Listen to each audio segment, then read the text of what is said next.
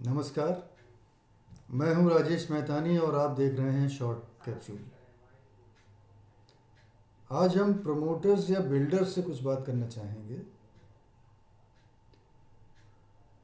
अक्सर देखा गया है कि कुछ प्रमोटर्स या बिल्डर्स अपने किसी प्रोजेक्ट का रजिस्ट्रेशन रेरा में कराते हैं और कुछ समय बाद उन्हें लगता है कि किसी वजह से वो उनको न जो रेरा रजिस्ट्रेशन है वो उसको विड्रॉ करना पड़ेगा या पंजीयन की वापसी करनी होगी। कई कारण हो सकते हैं।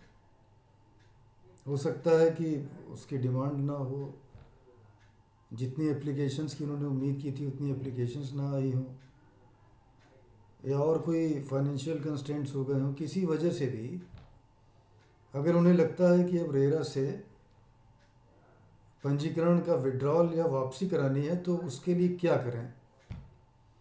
तो उसके लिए मैं आपसे उत्तर प्रदेश की जो स्टैंडर्ड ऑपरेटिंग प्रोसीजर है, उत्तर प्रदेश का जो उसकी मानक प्रक्रिया है, उसकी बात आपसे करूँगा कि यदि कोई प्रमोटर जो रजिस्टर्ड प्रोजेक्ट है उसमें रजिस्ट्रेशन वापस लेना चाहता है या पंजीयन वापसी लेना चाहता है, तो उसके लिए उसे सबसे पहले एक हिंदी और एक अंग्रेज़ी न्यूज़पेपर, एक समाचार पत्र जो एक हिंदी का होगा एक अंग्रेज़ी का होगा, एक पॉपुलर होना चाहिए, दोनों, एक हिंदी वाला भी अंग्रेज़ी वाला। पॉपुलर का मतलब जो व्यापक रूप से पढ़ा जाने वाला हो, उसमें एक विज्ञप्ति छपवानी होगी और उस विज्ञप्ति का साइज़ होगा 8 सेंटीमीटर बाई 10 सेंटीमीटर। और उसमें जो भाषा होगी वो कुछ इस प्रकार से होगी, उसकी हेडिंग होगी सार्वजनिक सूचना, और उसके नीचे लिखा जाएगा मैं, और आगे जो प्रमोटर का नाम है वो नाम लिख देंगे। व्यक्तिगत कारणों से उत्तर प्रदेश रेरा में पंजीकृत परियोजना, और आगे जो प्रोजेक्ट का नाम है उसका नाम लिख देंगे। पंजीयन संख्या जो आगे जो यूपी रेरा से होगी, यूपी रेरा पीआरजे और आगे कुछ डिजिट्स होंगे वो लिखेंगे। का सरेंडर या कैंसिलेशन या निरस्तीकरण करा रहा हूँ या करा रही हूँ। उसके आगे लिखेंगे किसी व्यक्ति या संस्था आदि द्वारा इस परियोजना में यदि कोई बुकिंग कराई गई हो तो कृपया अपना क्लेम या दावा प्रस्तुत करें। उक्त क्लेम या दावा को विवरण सहित 15 दिनों के अंदर यूपी रेरा की ईमेल आईडी, अब उसके आगे यूपी रेरा की ईमेल आईडी तो आप सब जानते हैं, मैं बता देता हूँ। वो है contact@up-rera.in। कॉन्टैक्ट यूपी रेरा, बीच में कोई अंडरस्कोर या डॉट नहीं है, एक ही में है। कॉन्टैक्ट यूपी रेरा @up-rera.in पर भी भेजा जाए तथा क्लेम या दावा विवरण को सचिव, उत्तर प्रदेश रेरा मुख्यालय, नवीन भवन, राज्य नियोजन संस्थान, काला काकर हाउस, पुराना हैदराबाद, लखनऊ 226007 को प्रेषित किया जाए। इतना लिखने के बाद नीचे प्रमोटर का नाम और उसका ईमेल आईडी लिखा जाएगा। तो ये विज्ञप्ति छपवानी है 2 अखबारों में, 2 न्यूज़पेपर्स में। उनमें से एक हिंदी का होगा, एक इंग्लिश का होगा। पॉपुलर होना चाहिए, अर्थात वो न्यूज़पेपर ऐसा होना चाहिए जो व्यापक रूप से पढ़ा जाने वाला हो, और इसका साइज़ होगा 8 सेंटीमीटर बाई 10 सेंटीमीटर।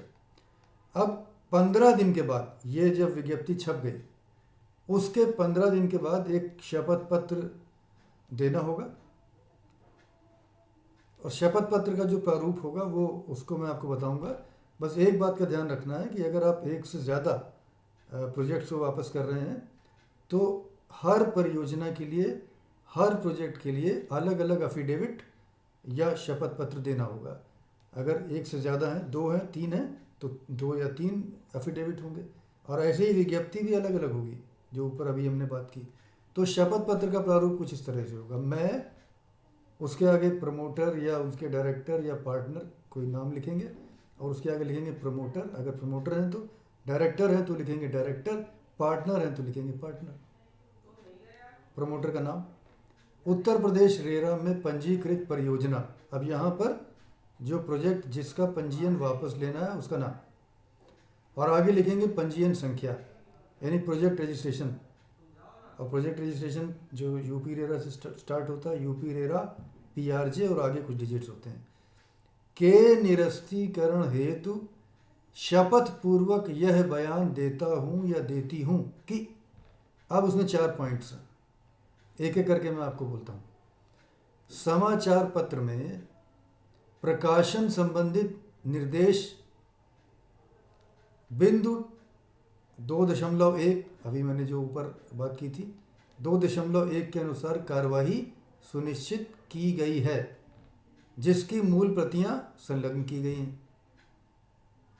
किसी व्यक्ति, संस्था आदि की कोई भी बुकिंग धनराशि, यानी अगर कोई बुकिंग अमाउंट लिया गया है या भुगतान या कोई पेमेंट अगर लिया गया है, उस व्यक्ति या संस्था को नियमानुसार बुकिंग की शर्तों के अनुसार वापस कर दिया गया है। अब हमारे अर्थात प्रमोटर / रेरा पोर्टल पर किसी भी संस्था या व्यक्ति का इस परियोजना में सम्मिलित कोई भी भुगतान लंबित नहीं है। अगला पॉइंट होगा, तीसरा पॉइंट, प्रमोटर या स्वयं द्वारा प्रस्तुत समस्त सूचनाओं की पूर्ण जिम्मेदारी ली जा रही है। प्रमोटर द्वारा, स्वयं द्वारा किसी भी स्तर पर, अब ये आखिरी पॉइंट है, किसी भी स्तर पर शपथ पत्र में कोई गलत सूचना पाए जाने पर प्रमोटर या हमारे, प्रमोटर ही लिख रहा है ना, विरुद्ध विधिक कार्रवाई की जाए। देखिए ये 2 चीज़ें करनी है। पहले आपने विज्ञप्ति निकाली, उसकी भाषा मैंने आपको बताई, उसका डायमेंशन 8 सेंटीमीटर बाई 10 सेंटीमीटर, वो प्रमोटर के खर्चे पर छपेगा, रेरा इसका खर्चा नहीं देगा। प्रमोटर के खर्चे पर अखबारों में छपेगा, 2 अखबारों में, एक हिंदी अंग्रेजी। उसके 15 दिन बाद अफिडेविट, जिसकी लैंग्वेज मैंने अभी आपको बताई, ये 2 काम आप करेंगे। और उसके बाद प्रमोटर ये सुनिश्चित करेंगे और ये भी रेरा को बताएंगे चिट्ठी लिख करके कि यूपी रेरा बेंच में कोई शिकायत या आपत्ति अनिस्तारित नहीं है और रेरा के जो भी पारित आदेश हैं उनका अनुपालन सुनिश्चित किया गया है।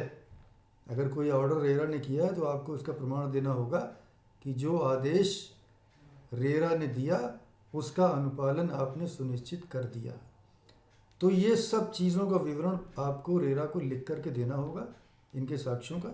और आप जो यूपी रेरा की साइट पे उनको मेल द्वारा भी आप भेजें और एक हार्ड कॉपी भी भेज दें, और उसके बाद रेरा द्वारा आवश्यक कार्रवाई की जाएगी और आपका जो पंजीयन है वो निरस्त करके उसकी सूचना आपको दे दी जाएगी। एक बात का ध्यान रखिएगा कि यदि आप पंजीयन निरस्त करना चाहते हैं तो तत्काल कार्रवाई करिए, अन्यथा जो कंप्लायंसेस हैं वो उसकी जिम्मेदारी आपकी बनी रहेगी और कंप्लायंसेस ना करने पर आप पर अर्थदंड या दंडात्मक और कोई कार्रवाई भी हो सकती है। इसलिए यदि आपको रेरा से पंजीकरण वापसी करानी है तो यह निर्णय तुरंत करें, तत्काल करें और तत्काल त्वरित कार्यवाही करें, जैसा कि मैंने आपको बताया। आज इतना ही। यदि आपको ये बातचीत उपयोगी लगी हो, ये वीडियो आपको पसंद आया हो और अभी तक आपने मेरे वीडियो को सब्सक्राइब न किया हो, मेरे चैनल को सब्सक्राइब न किया हो, तो कृपया उसे सब्सक्राइब कर लें और मेरे वीडियो को अधिक से अधिक लाइक करें और अधिक से अधिक लोगों तक शेयर करें, ताकि मेरी ये बातें अधिक से अधिक लोगों तक पहुंच सकें और अधिक से अधिक लोग इससे लाभान्वित हो सकें। आपने मेरा वीडियो अंत तक देखा, इसके लिए आपका आभार। जल्द ही किसी नए वीडियो में किसी नए विषय के साथ आपसे फिर मुलाकात होगी। तब तक के लिए आपसे अनुमति चाहूँगा। नमस्कार।